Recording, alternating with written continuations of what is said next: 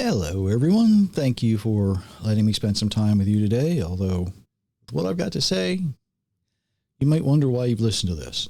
This, I'll be honest, is mostly for the folks in the United States, but hopefully everybody else can glean from this as well.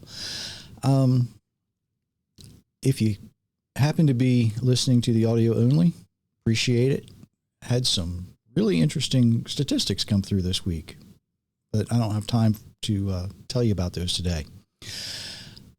Have you ever been talking to someone and they say, wouldn't it have been great to live in those fascinating biblical times? Well, I've learned to think about that this way. Aren't we living in them now? Think about it. We're not, watching the Red Sea parted or anything like that, but we're watching some interesting things happen, aren't we? And I'm not saying that we're seeing or hearing prophecy being fulfilled or anything like that. What I'm saying is we're living in times just like everybody else lived in through history, just like it. Is anybody going to write anything about it? I don't know. We'll see, right? The problem is that, much like our predecessors, right? They gossip, they spread rumors. We're exposed to the same thing today. And it comes from people guessing at why'd that happen? How'd that happen? And they have very, very little knowledge of the event itself. And I read something and it made me cringe. I'll be honest with you. It takes a lot to get under my skin. I've said often I'm hard-headed and thick-skinned. It takes a lot. But this made me cringe. It actually compared the protests that are going on currently in the United States over ICE agents killing a young lady with the protesters in Iran.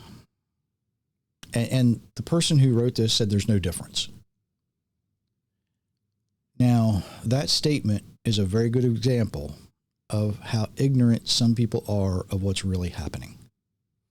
So let's kind of set the table, so to speak, and look at what led up to the events in Iran.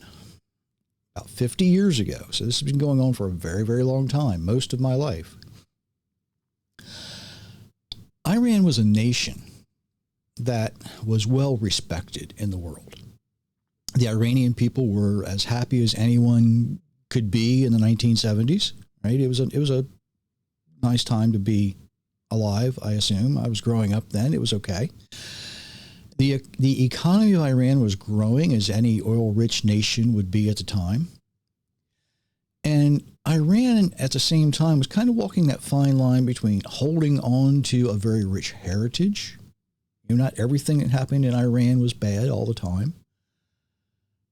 But they were holding on to that rich heritage, and they were trying to incorporate that with a more modern lifestyle that a lot of people were beginning to enjoy. Some folks didn't like it. There was a minority faction, and they decided, the old ways are better than the new ways. And this faction, as regular listeners know, it can be traced to the sons of Nimrod. If you want more on that, there is a whole podcast about that. They were opposed to anything that had to do with our Creator whatsoever. They didn't want Christianity. They didn't want Judaism. They hated everything and everybody. If you didn't bow down to them, they didn't care. Now, there was a series of conflicts, and the Shah of Iran was, of course, deposed. The Ayatollah came into power, and most of the world condemned this action. But instead of the Ayatollah and his regime reaching out to the world in peace, they chose to stand against it, and they decided, we're going to sponsor terrorism around the world. They became a terrorist nation. And if that wasn't bad enough, the Ayatollah and his successors decided to support these terrorists outside of Iran with a whole lot more money than they were spending inside Iran. Basically, they squandered the resources of Iran supporting terrorists, and they refused to support the people living inside Iran. We see the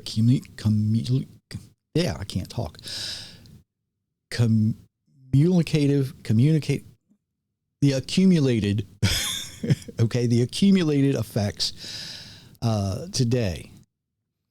Basically, Iran is destitute. The Iranian rial, their currency, if you compare that to the U.S. dollar today, it's just over 1,000,000 to 1. It takes just over 1,000,000 rial to equal 1 U.S. dollar. Inflation is rampant. The infrastructure there is in such bad shape. It's estimated their reservoirs are at 5% capacity. That means they are 95% empty. They have no water. They have no water to raise crops. They have no water to drink. It's a very scarce commodity in Iran right now. The same people that supported the Ayatollah 50 years ago because, things aren't going the way we want them to. Now they're calling for the Ayatollah to be deposed. They don't know what they want. They just know they don't like what they have. Now, it has been reported that the Ayatollah is ready to leave Iran if he cannot stay in control. And I'm recording this on Sunday afternoon.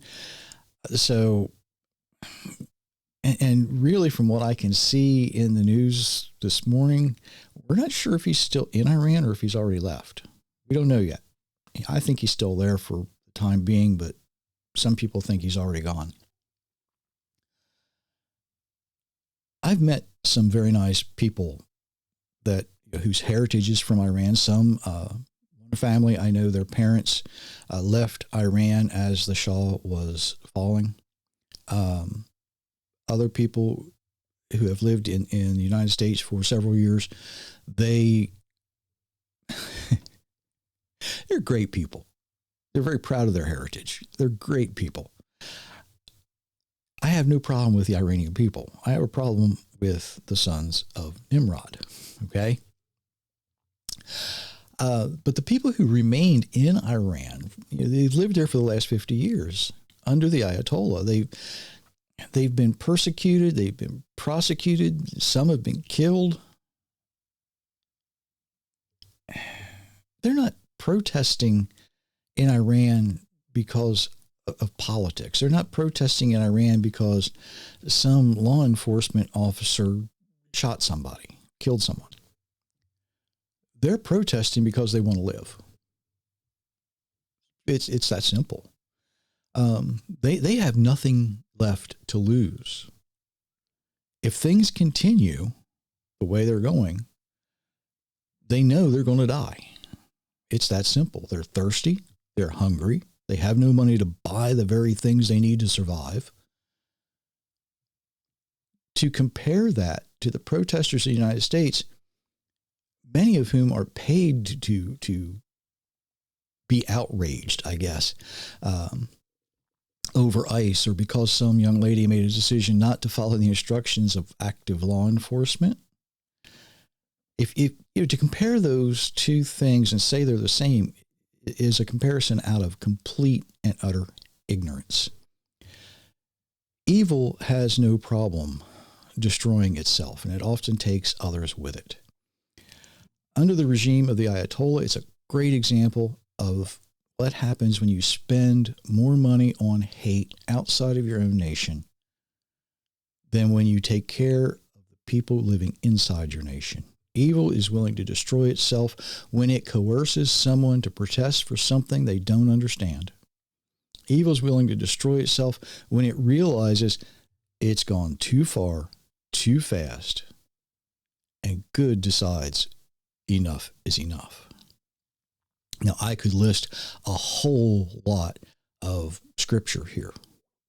Something that is repeated often is how when evil leaders are in power, the people suffer. All the people suffer, not just a few who are upset, all. And that's what's happening in Iran right now. It's not what's happening in the United States right now. Some people are upset. Some people are completely happy. This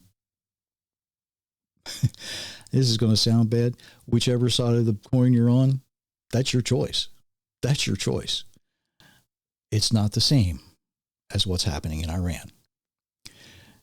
But that's the world we're living in right now. Now, I have no problem whatsoever with people standing up for what they truly believe in when they're willing to educate themselves on the subject and they can have an open and honest discussion about it. I don't have a problem with that. I don't have a problem with somebody going to prison for something that they believe in wholeheartedly. I do have a problem with someone going to prison for doing something dumb that they should have known better. It's that simple.